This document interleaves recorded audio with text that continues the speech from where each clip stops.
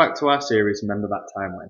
My name's Andy from Andrew Mellish Therapy, and I'm a therapist based in Manchester in the UK, specialising in anxiety and OCD recovery. And my name's Ferne. I'm also a therapist who specialises in pretty much the exact same thing. And the reason that I got into this line of work, because like Andy, we've both recovered from anxiety. So remember that time when we both struggled with agoraphobia? Yes. I think this was the darkest time probably of my life. I know obviously I met you way after this had all started for me. But for me personally, this really began when I was in Cuba on holiday. So often when we get agoraphobia, it's usually because we've experienced an intense sensation of panic in a place where we either don't know what a panic attack is, or we feel trapped, we feel stuck, and we feel really out of control with it. And for me, my first panic attack, I was in Cuba. And as you'll know, it happened after I was in an abusive relationship with an ex-boyfriend, and it brought on my first ever panic attack. I experienced depersonalization. And for me personally, being stuck in a foreign country, 12 and a half hour flight away from home, for 2 weeks straight, not knowing what was wrong with me, I thought that I was going crazy, because that's what depersonalization does. For those of you who don't know, it's when you look in the mirror and you don't even recognize yourself, you don't know who you are. And for me, being stuck in a foreign country, a million miles away from home, in a constant state of panic for 2 weeks straight, not knowing what was wrong with me, that was enough to give me agoraphobia. For me personally, I came to learn I can't be far away from home again. Otherwise, I believed I didn't know any different. The depersonalization coming back, and that was my tip-top, worst fear in the world. Yeah, absolutely. It's really scary, isn't it, that feeling of being trapped? For me, mine was a little bit different. It was almost a bit like in reverse, where I'd started to struggle with anxiety a little bit, but I was always trying to keep busy and stay, I don't know, out of the house. But I found quite a lot of comfort in the gym and doing things with other people. But then I remember when lockdown kicked in, that really accelerated my feelings of, similar to like that feeling of panic and feeling trapped. But for me, if anything, it was I would feel trapped at home. I wouldn't feel trapped. If anything, I wanted to be anywhere but home, because I would feel trapped in those four walls. What if I'm alone with my thoughts? What if I can't cope, etc.? That's what it was like for me. So I think my safe space was the gym, and then when they got taken away through lockdown, that's when I started to develop really not feeling as well to cope at home. I get it. It's agoraphobia. It's about feeling trapped, but away from whatever your safe place is. And for me personally, my safe place was, my world was big. I used to love exploring. I would always be, as you know, Cuba everywhere. And then after that, my world just became so small. It was like, I can't cope, and I need to be in Wigan, and it was like, I need to be at home. And it became so small. I ended up being bedridden with my agoraphobia, when obviously you knew me at that time, and I couldn't leave my bed. I couldn't leave my bed to literally go downstairs into my own living room. I have a telly that I've never used that used to be in my old living room, brand new, because I couldn't sit in my own living room. I was in bed, terrified, absolutely terrified. If I move, if I go, gosh, I would have had my toilet in my bedroom if I could. I moved my coffee machine upstairs, because I was like, I cannot leave this room, otherwise I'm going to panic. Depersonalization's coming back. I'm going to lose control. And I wasn't I? I was stuck in bed when we knew each other. It was really hard. It's difficult, isn't it? And it usually starts with shaving off parts of your life here or there. It's like, well, I'll stop doing this. I'll stop going this far. I'll stop going to see this person or to this place. And then slowly, before you know it, you can't really leave your bedroom. And I think, again, I know mine's a little bit different. Mine's almost in reverse. And it got to a point for me that if I was at home, I was either eating or I was going to sleep. That was it. If any other time, I would just be out of the house, either on a walk or on the phone to someone, or escaping, essentially, because I feared feeling trapped but at home. And ultimately it's not really, and I think this is an important part, it's not really about where you are or what your safe place is.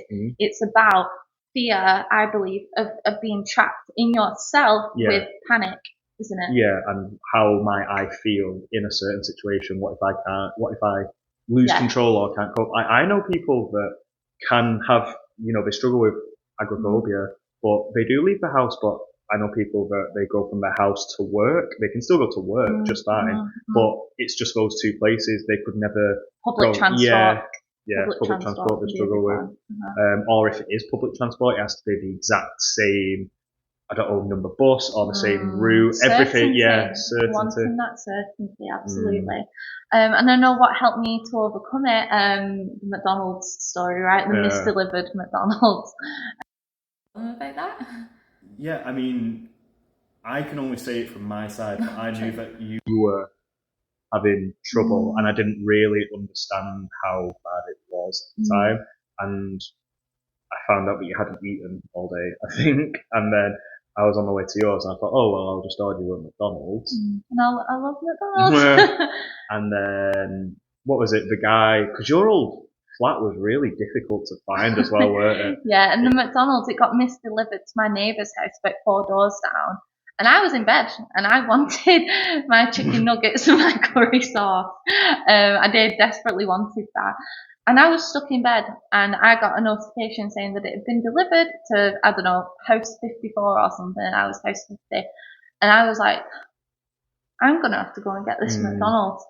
And I don't know, yeah, it was a blessing in disguise, really, because one thing I hated, because I had finance anxiety, one thing I hated more was wasting money. And so I managed to get those shoes on, and I can still remember that feeling of going to that house to collect my McDonald's, and I was shaking. I felt like I was going to burst into tears. I was terrified. It was only anxiety. It couldn't have hurt me, but I was terrified. But I did it. And that was my first big, I guess, exposure, where I went and felt the fear, but did it anyway, collected my McDonald's. I went back to my bed, but after that I learned, oh, hang on, I can leave the house. I can be scared to death, but I can do it. Yeah, definitely.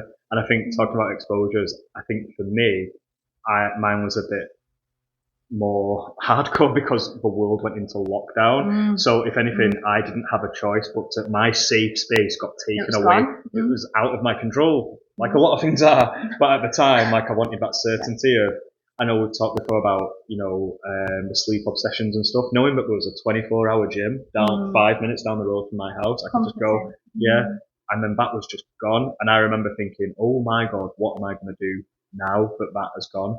I'm not going to be able to be alone in my house with my thoughts and this feeling of anxiety. And it was kind of like you've got no choice really, like it's gone. And I remember desperately, whenever there'd be like a little whisper of, oh, things are going to start opening back up again, I remember clinging to that like it was a life jacket, and I'd be like, oh my, I just need to hold on so tight, once the gyms reopen, then I'll be okay. Once they reopen, then, because I struggled in lockdown really, really badly. But I remember thinking, once the gyms reopen, then I'll be okay. But the reality was, I was okay regardless. It was just anxiety. Yeah, but you didn't know that at the time, did you? And I think this is why psychoeducation is so important. That's a big part of what we're looking to do, isn't it? Because what we've both learned, obviously, through our own exposures, is as your world gets bigger and bigger and you go and face the world again. I remember driving to your house, which was an hour's drive, and I was like, oh my God, I was terrified, but I did it. And then I started getting on public transport again, and then we went on a big holiday, didn't we? Our first holiday abroad. That was massive for me. But the more that we re-engage with our life again, the agoraphobia, the anxiety, the fear of fear, it loses its power. Doesn't it? It does, doesn't it? And that's not to say, it's still sometimes it gets difficult, but it's practice, isn't it? It's practice, and you just need to show your brain through your behaviour that feeling does not equal danger. Yeah, absolutely, and that you are safe. Just because you feel like you are in danger, that is not a sign that you're actually gonna be hurt. This is anxious recovery. This is what we do, isn't it, in our practice with our clients. And there is hope. If you're struggling right now and you feel trapped at home in your bed, put on your trainers. Even if you just stand at the front door, that can be an exposure. Yeah, sit on your doorstep, look out to the end of the garden path or whatever it is you've got. Yeah, you can do it. You absolutely can do it. So I hope that this video has been helpful in sharing with you a little bit about our experiences of agoraphobia. Stay tuned. We're going to keep doing more episodes like this, and I hope it's been helpful for you. Yeah. Okay. See you soon. Thank you. Bye bye.